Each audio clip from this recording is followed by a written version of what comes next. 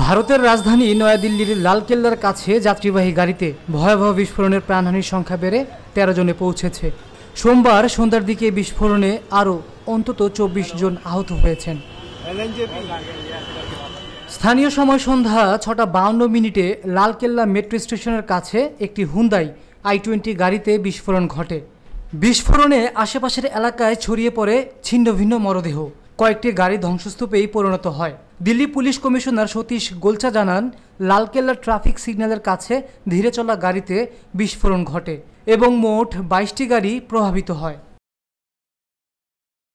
বিস্ফোরণ তদন্তের জন্য দেশটির কেন্দ্রীয় সংস্থা ন্যাশনাল ইনভেস্টিগেশন এজেন্সি NIA এবং ন্যাশনাল সিকিউরিটি গার্ড অভিযান শুরু করেছে।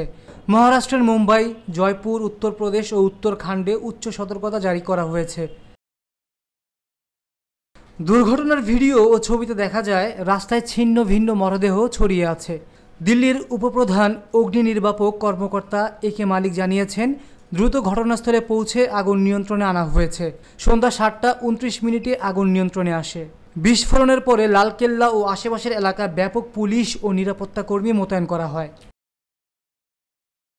একই দিনে দিল্লি থেকে ৫০ কিলোমিটার দূরে হরিয়ানার ফরিদাবাদে ২৯০০ কেজি বিস্ফোরক উদ্ধার করা হয়েছে। বিস্ফোরণ ঘটেছে বিহার রাজ্যের দ্বিতীয় দফায় ভোট গ্রহণের আগের দিন।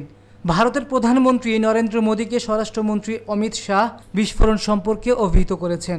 দিল্লির পুলিশ কমিশনার, NIA ও ইন্টেলিজেন্স ব্যুরোর প্রধানরাও স্বরাষ্ট্রমন্ত্রীর কাছে হালনাগাদ তথ্য প্রদান করেছেন। তবে বিস্ফোরণের কারণ এখনও প্রকাশ করা হয়নি।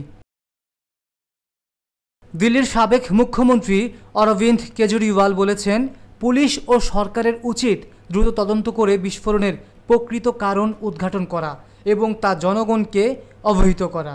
এক প্রত্যক্ষদর্শী জানিয়েছে, বিস্ফোরণের সময় মানুষের ছিন্ন ভিন্ন দেহ রাস্তায় ছড়িয়ে পড়তে দেখেছেন। বিস্ফোরণের শব্দ এত প্রচণ্ড ছিল যে তারা কানে কয়েক মিনিট ব্যথা অনুভব করেছিল। অন্য প্রত্যক্ষদর্শী বলেন, আশেপাশের ভবনের দেয়াল, জানালা ও দরজা কেঁপে উঠেছিল। সত্য সংবাদ নিউজ ডেস্ক।